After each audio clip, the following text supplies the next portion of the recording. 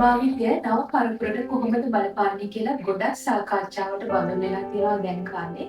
මොකද නව තාක්ෂණීය ආගමනයත් එක්ක කොහොමද ළමා මානසිකත්වයට මේ තාක්ෂණය සහ නව මාධ්‍ය බලපාන්නේ කියලා ඇත්තටම කතා කළ යුතු සාකච්ඡාවක් බවට පත් වෙලා තියෙන දවසේ. මොකද ඇත්තටම දරුවන්ගේ අනාගතය තමයි අපේ රටේ අනාගතය තීරණය කරන්නේ. ඒ නිසා අපි මේ සම්බන්ධයෙන් ඉතාමත්ම අවබෝධයෙන් වටිනාකමක් ලබා දෙන්න ඕනේ නිසා. ඉතින් ඇත්තටම කිව්වොත් ජාතික ප්‍රතිපත්තිය ගත්තාම මුල් ළමාවිය සම්බන්ධව තියෙන්නේ අද ශ්‍රී ලංකාවේ ළමයා පිළිසිඳගත් අවස්ථාවේ ඉඳලා අවුරුදු 5ක් දක්වා දරුවාගේ වර්ධනය සම්බන්ධයෙන් ඒ වගේම දරුවාගේ සෞඛ්‍ය සම්බන්ධයෙන් අවධානය යොමු කළ යුතුම කාලය කියලා. මොකද අනිවාර්යයෙන්ම ඒ මොහොතේදී ඉඳලා පිළිසිඳගත් වයසේ ඉඳලම දරුවා වර්ධනය වන තාක්කල් මවගේ සහ වටපිටාවේ තියෙන සියලුම ඒ පවුලේ සමාජිකයෝ වෙන්න පුළුවන්. එහෙමත් නැත්නම් දරුවා හැදෙන ඇට්මොස්ෆියර් එක, මේ පරිසරය අනිවාර්යයෙන්ම දරුවාගේ ප්‍රජානනය එහෙමත් නැත්නම් බුද්ධිමය වර්ධනයට මෙන්ම එයාගේ යහපත් මානසිකත්වයට බලපානවා. ඉතින් මේක සම්බන්ධයෙන් අනිවාර්යයෙන්ම අවධානයෙන් යුතුව දෙමාපියෝ කටයුතු කරන්න ඕනේ. ඉතින් අද සමාජය ගත්තහම බොහෝ විට දෙමාපියන්ගේ අනවධානය වගේම අනවබෝධය නිසා බොහෝ විට දරුවන්ගේ මානසිකත්වයට විවිධ ආකාරයේ ගැටලු ඇති වෙලා තියෙනවා. මොකද මේක බොහෝ විට සිද්ධ වෙන්නේ මේ තාක්ෂණයත් එක්ක තියෙන විවිධ පැමිණීම් තියෙනවා. විවිධ වෙනස්කම් වෙලා තියෙනවා සමාජයේ. එතකොට දරුවන්ගේ මානසිකත්වයටත් මේක විවිධ ආකාරයෙන් බලපානවා. මොකද දැන් ඇත්තටම අවුරුදු 10කට හෝ 15කට කලින් හිටිය දරුවා නෙමෙයි දැන් ඉන්නේ. අපි ඉස්සර අවුරුදු 20කට කලින් වගේ ගත්තාම අපි ඒ කාලේ ගත කරා දරුවෝ. ඒ කියන්නේ අපි කුඩා කාලේ ළමා කාලය ගත කරා. නමුත් ඒ කාලේ තිබ්බ තාක්ෂණය නෙමෙයි දැන් අපි පාවිච්චි කරන්නේ. ඉතාමත්ම වර්ධනයකටපත් වෙච්ච ස්පීඩ් එකකින් වර්ධනය වෙච්ච ස්වභාවයක් තමයි තියෙන්නේ. කියන්නේ දැන් අපි පුංචි කාලේ සෝෂල් මීඩියා පාවිච්චි කරේ නැහැ. සෝෂල් මීඩියා විතරක් නෙවෙයි අපිට ස්මාර්ට් ෆෝන් එකක් පාවිච්චි කරන්න අවස්ථාවක් ලැබිලා තිබෙන්නේ නැහැ. නමුත් අද වෙන විට දරුවෝ ස්මාර්ට් ෆෝන් පාවිච්චි කරන්න පටන් අරගෙන තියෙනවා. ඉතින් මේක වැඩිපුරම කතා වෙන්නේ දැන් 2000 වර්ෂයෙන් පස්සේ ඉපදිච්ච දරුවන්ගේ මේ ඉක්මනට ඉගෙන ගැනීම. මේ කියන්නේ තාක්ෂණය සමග හරියට ඒගොල්ලෝ දේවල් ඉක්මනට ඉගෙන ගන්න හැකියාව ලැබිලා තියෙනවා ඒගොල්ලන්ට. ඒ වගේම ඒගොල්ලෝ ඒ සමගින් දෙමව්පියන්ට එහෙම නැත්නම් වැඩිහිටියන්ට වඩා ඉදිරියෙන් සිටිනවා. ඉතින් මේක මම දකින්නේ ගොඩක්ම පොසිටිව් සයිඩ් එකක් තියෙනවා මේකේ. මේක හැමදාම අපිට නෙගටිව් කියලා කියන්න බෑ. නමුත් මේ සමග දෙමව්පියන්ගේ අවධානය දරුවා කෙරේ අනිවාර්යයෙන්ම තිබිය යුතුයි. මොකද මේ සමාජ මාධ්‍ය පැමිණීම සහ තාක්ෂණය පැමිණීමත් සමග දරුවන් අනවශ්‍ය දේවල් වලට යොමු වෙන්නේ අවධානමකුත් තියෙන නිසා. මොකද ඒ දේ දැනට සිදු වෙමින් පවතිනවා. මොකද ඉස්සර අපි පාසල් ගියපු කාලේ වගේ නෙමෙයි. දැන් දරුවන්ට මානසික ගැටලු වලට පිළියම් හොයාගන්න ක්‍රමවේද නැති මට්ටමක් පවතිනවා. මොකද ඉස්සරට වැඩි ඇත්තටම දරුවන් මානසික ආතතියෙන් වලට ගොදුරු වෙන ප්‍රමාණය වැඩි. විවිධාකාර ප්‍රශ්න තියෙනවා ළමයින්ට කියාගන්න බැරි දේවල්. සමහර අවස්ථාවලදී අපි දකිනවා දැන් අපි පාසල් වැඩසටහන් වලට ගියාම දරුවා සහ දෙමාපියන්ගේ අතර තියෙන ඒ සම්බන්ධතාවය ගොඩක් වෙලාවට බිඳ වැටලා තියෙනවා. ඉතින් හැම වෙලාවකම දරුවාට මිතුරෙක් හා සමානව සම්බන්ධ වෙන්න පුළුවන් නම් සමීප වෙන්න පුළුවන් නම් මේ ප්‍රශ්න ගොඩක් වෙලාවට මිනිමයිස් කරගන්න අඩු කරගන්න හැකියාව තියෙනවා. එතකොට මේ මුල් ළමාවිය කියන එකයි මෙච්චර වැදගත් කියලා අපි හරියටම අවබෝධ කරගන්න ඕනේ. මොකද ඇත්තටම දරුවෙක්ගේ මනස සමාන කරන්නේ ස්පොන්ජියකට. ස්පොන්ජියක් කියන්නේ ඒක ඇත්තටම ඉක්මනින් වතුර අවශෝෂණය කරගන්න උරා ගන්න හැකියාව තියෙනවා. ඒ වගේ තමයි දරුවාගේ මනස ඉක්මනින් මේ තියෙන තොරතුරු අපිට තියෙන තොරතුරු ග්‍රහණය කරගන්න පුළුවන් කාලයක් තමයි මේ තියෙන්නේ. කුඩා කාලේ ඉඳලා මේ හැකියාවේ යුක්ත පොඩි දරුවෙක්. එතකොට මේ පිළිසිඳගත්ත වයසේ ඉඳලා අවුරුදු 5 දැන් අපේ ලංකාවේ කියන්නේ අවුරුදු 5 කියලා. ඊට පස්සේ වෙනත් අන්තර්ජාතිකව පිළිගන්නා මුල් ළමාවිය අවුරුදු 8 දක්වා විහිදෙනවා කියලා. එතකොට මේ කාලය තමයි දරුවාගේ සුවිශේෂීම කාලය. මේ කාලයේදී දරුවාට දෙන්න ඕනේ ශාරීරික පෝෂණය පමණක් නෙවෙයි මානසික පෝෂණයක් ලබා දෙන්නම අවශ්‍යයි. ඒකෙම යහපත් දේවල් තමයි දරුවාට ලබා දෙන්න ඕනේ. එතකොට මේ දේ අනිවාර්යයෙන්ම සිද්ධ වෙනවද අද දවසේ කියලා අපි අනිවාර්යෙන් තේරුම් ගන්න ඕනේ. මොකද මොලේ 90ක් වගේ විශාල ප්‍රමාණයේ වර්ධනයක් සිද්ධ වෙන්නේ මේ කාලය ඇතුළත.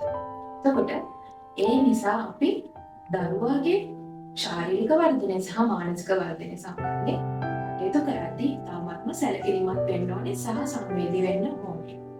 ඉතින් ඇත්තටම දැන් තියෙන විශාල ප්‍රශ්නයක් තමයි ස්ක්‍රීනින් ටයිම් එක වැඩි ළමයින්ගේ ස්ක්‍රීනින් ටයිම් කියන්නේ ගොඩක් වෙලාවට දරුවෝ ස්මාර්ට්ෆෝන් වලට ඇබ්බැහි වෙලා තියෙනවා. මේක සිද්ධ වෙන්නේ ගොඩක් පැන්ඩමික් එක ආපු කාලේ කියන්නේ. කොවිඩ් වසංගතයේ පැතිරී ගියාට පස්සේ දරුවන්ට අධ්‍යාපන කටයුතු කරන්න සිදු වුණා Zoom තාක්ෂණය හරහා. මේ නිසා ගොඩක් වෙලාවට දරුවෝ ස්මාර්ට්ෆෝන් පාවිච්චි වැඩි වුණා. ඒ හරහා තවත් දේවල් වලට යොමු වෙන්න තිබ්බ වපසරිය ඒගොල්ලන්ට වැඩි වුණා. ඉතින් මේකේ යහපත් සහ අයහපත් බලපෑම් අපි ඕන තරම් දකින්න අද සමාජයේනේ. ගොඩක් වෙලාවට දැන් දකින්න සියදෙවි හානි කර ගැනීම වැඩි අවුරුදු 14 15 16 වගේ ඉතාමත්ම පොඩි වයස් වල. දැන් ඉස්සර අපි ගත්තොත් එහෙනම් මේක ඒ ඉස්සර තිබ්බ රේට් එකෙන් කියන්නේ අපි දැන් අවුරුදු 20කට එහා වගේ ගත්තොත් එහෙම ඒ කාලේ තිබ්බ ප්‍රමාණයට වැඩි මම හිතන්නේ 120කින් 30කින් වගේ ප්‍රමාණයකින් වැඩි වෙලා තියෙනවා. එතකොට මේ දේවල් සිද්ධ වෙලා තියෙන වැඩිපුරම මේ තාක්ෂණයට විවෘත වීමත් සමගයි.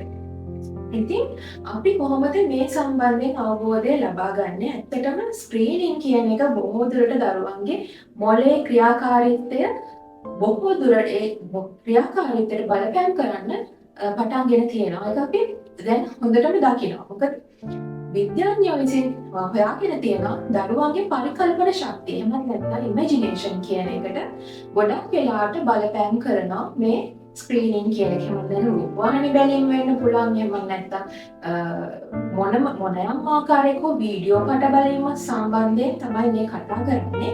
ඊට වඩා දරුවාගේ ඉමේජිනේෂන් එක එහෙමත් නැත්නම් පරිකල්පන ශක්තිය වැඩි කරන්න පුළුවන් ක්‍රමයක් තමයි පොත් කියවීම. නමුත් අද වෙන විට දැන් අපි වැඩිහිටියෝ විදිහට අපිත් ඒ වගේ තත්ත්වයකට පත් වෙලා තියෙන පොත් කියවීම බොහෝ වෙලාවට එයාගෙන් දුරස් වෙලා තියෙනවා.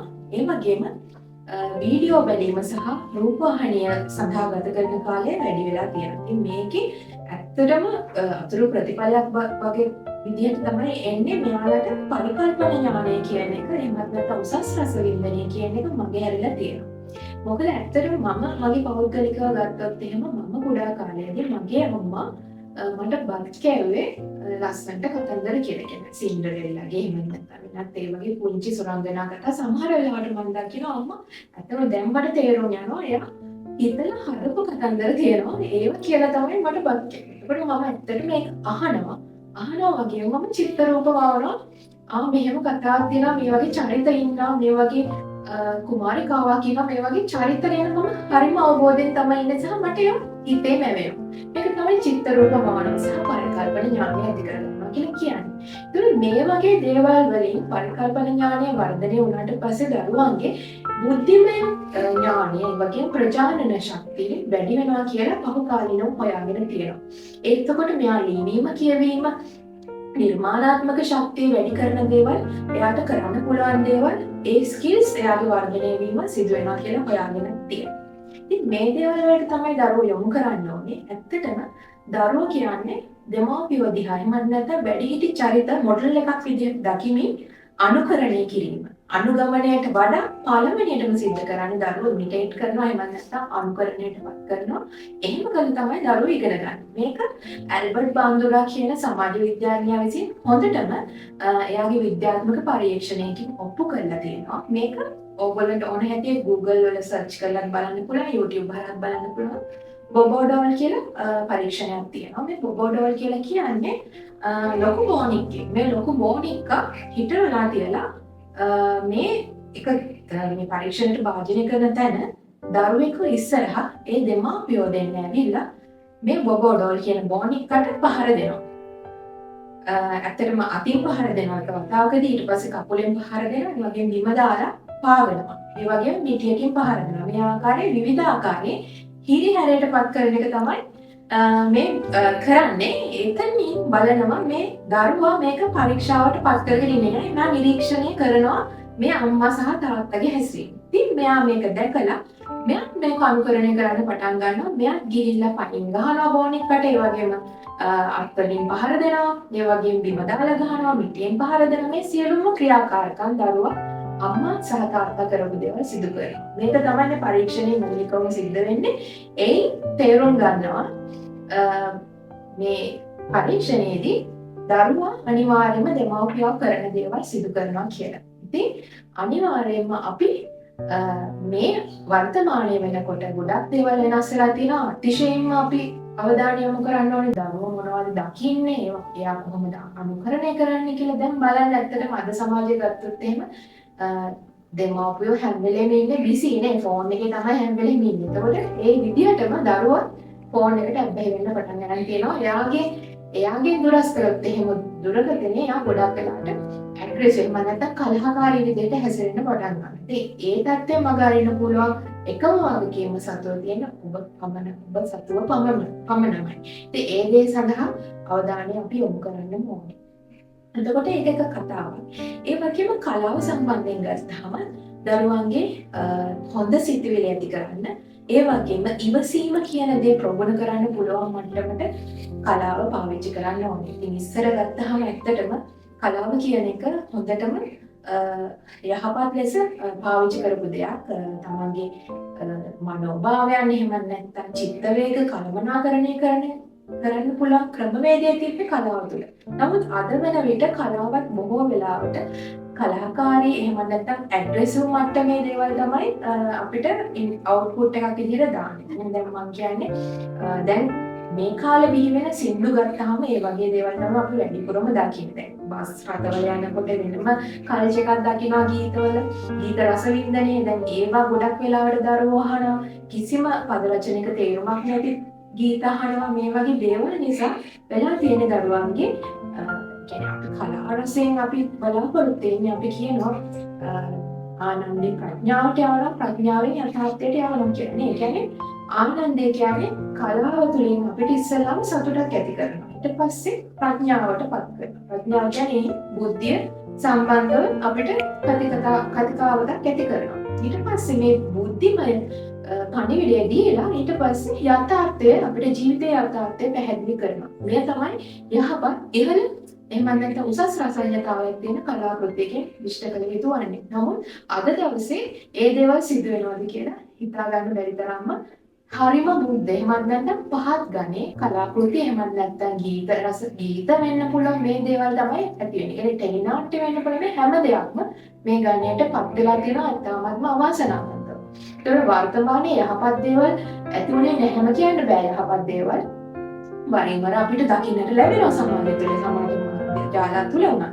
නමුත් අපි මේවා හරියාකාර බේරුම් කරගෙන හරි විදිහට පාවිච්චි කරනවා නම් දරුවන්ට යහපත් පණිවිඩ, යහපත් දේවල් ලබා ගන්න පුළුවන්කම තියෙනවා. දැන් මේ ලංකදීමට ඇහිච්ච සින්දුවක් තමයි දැන් විරහ වේදනාවක් දෙන විදිහක් තියෙනවනේ දැන් කාලේ. හරියම ඒක ඉවස ගන්න බැරි විදිහට ඒක ගැන ටොලරේට් කරගන්නේ නැත්නම් දරා ගන්න බැරි විදිහට තමයි දරුවන්ට මැසේජ් එක දෙන්නේ. කියන්නේ මෙයාලට ඉවසීමේ හැකියාව ප්‍රගුණ කරන්න පුළුවන් විදිහේ පණිවිඩයක් නෙමෙයි කිසිම කලාකෘතියකින් දැන් දෙන්නේ. එහෙම නැත්නම් ගීතයකින්. එතකොට මම අහුව එක මොකක් හරි විරහ මට සම්පූර්ණ වචන ටික මතක නැහැ ගීතේ. අවසාන පේලියක් තියෙනවා ලොරියකට යට වී කරගමි අනතුරු කියලා. දැන් බලන්න එකින් කියන්නේ දැන් තමන්ට තමන් කැමති පෙම්වතිය ලැබුණේ නැති වුණොත් එහෙම එයා ලොරියකට යට වෙලා අනතුරු කරගන්නවා කියලා. දැන් ඇත්තටම මේ වගේ ඒ කියන්නේ මම ඇත්තටම ගීතේ කවුද ගායනා කරන්න කියලාවත් මම දන්නේ නැහැ. මම මේක පදපේලියක් විතරයි කියන්නේ. විවේචනයකින් නෙමෙයි. නමුත් ඇත්තටම මේ අපිට ගන්න දෙයක් තියෙනවා කියලා අපි ඇත්තටම අවබෝධ කරගන්න ඕනේ. මෙහෙම දේවල් තියෙනවා දැන් සමාජයට. ගොඩාක් දරුවන් අහන්නේ මේ වගේ ඒවා. මොකද අපි ගොඩාක් වැඩසටහන් කරනවා මේ දරුවොත් එක්ක පාසල් වලට යනවා. ඒ වගේ වෙලාව අපිට අපි ඕගොල්ලෝ දැන් අහන සින්දුවක් කියන්න කිව්වහම ඒගොල්ලෝ යෝජනා කරන්නේ මේ වගේ ගොඩාක් ගීත ඒ වගේ තමයි. එතකොට මේ වගේ කලාවෙන් යහපත් දේවල් දෙනවද දරුවන්ට මොනවද ඕනම දුකකදී තමන්ගේ සංවේදනය එහෙම නැත්නම් තමන්ගේ චිත්ත වේග වෙන්න පුළුවන්. මේ දේවල් කොහොමද හරියාකාරව මැඩපවත්වා ගන්න චිත්ත වේග පාලනය කරගන්නේ දුකකදී උනත් සංවේදී විදිහට ඒ දේවල් මැඩපවත්වා ගන්නේ කොහොමද කියන එක කලාව තුළින් ලබා දෙන්නේ නැති මට්ටමකට දැන් පත් වෙලා තියෙනවා. ඉතින් මට මේ වෙලාවේ මතක් වෙනවා මේ රත්නශ්‍රී විජේසිංහන් මේ වගේ පණිවිඩයක් දීපු අවස්ථාවක්. මොකද මේක මෙයා නිමිත්තක් කරගන්නවා එක අවස්ථාවකදී මාධ්‍ය සාකච්ඡාව ඇවිල්ලා තමයි මේ රත්නශ්‍රී විජේසිංහ කියන විශිෂ්ට ලේඛකයා මේක සඳහන් කරනවා. මට මතක හැටියට රත්නපුර දිස්ත්‍රික්කයේ ඉස්කෝලේ මම හිතන්නේ ජයතිලක කියලා ශිෂ්‍යයෙක් එකයි. මම හිතන්නේ අවුරුදු 20කට පෙර සිදුවෙච්ච සිදුවීමක් මේක. මේ ශිෂ්‍යයා තමන්ගේ පාසලේම ශිෂ්‍යයා වගේ යාළු වෙන්න අහනවා. යාළුනේ ආදරේ ප්‍රකාශ කරනවා. ඊට පස්සේ එයාට මේකට යහපත් ප්‍රතිචාරයක් ලැබෙන්නේ නැහැ. මෙයා ගොඩාක් කරදර කරනවා මේ ළමයි මෙතන A level පන්ති හෝ O level පන්ති ඉන්නේ. එතකොට ඇත්තම සිදුවීමක්. එතකොට එයාට ඒ අවශ්‍ය පිළිතුර එක ලැබෙන්නේ නැති පාර මෙයා අවස්ථාවක් කාලයක් තිස්සේ අහලා අවසානයේ එපා වෙන දැන මෙයා කරන්නේ මෙයාට 12 සතාවක් මේක තමයි සිදුවේ මේ නිමිත්ත අරගෙන තමයි රත්නශ්‍රී විජේසිංහන් කියන්නේ දරුවන්ට දැන් තමන්ගේ චිත්ත වේග දරා ගැනීම සහ ප්‍රතික්ෂේපයන් දරා ගැනීමට හැකියාව නැති මට්ටමට පත් වෙලා තියෙනවා. ඒ මෙහෙම සිද්ධ වෙන්නේ. එතකොට එහෙම දේවල් ඥානමය ලක්ෂණ වලින් අපිට එළිදරව් කරගන්න පුළුවන් ඥානමය බලපෑම් මේවට සිද්ධ වෙනවා දරුවන්ට. ඒ පොඩි කාලේ යහපත් පරිසරය ලැබිලා නැති වෙන්නත් පුළුවන්. එතකොට අපිට අඩුතරමේ කලාව විසින් හරි අපිට වගකීමක් තියෙනවා. ඒ දේවල් යහපත් විදිහට දරුවන්ගේ මානසිකත්වය සකසන්න පුළුවන් දේවල්. එතකොට මේ සාකච්ඡාවේ මට මතකයි ගත්ත එක සින්දුවක් රත්නශ්‍රී විජේසිංහන් විසින්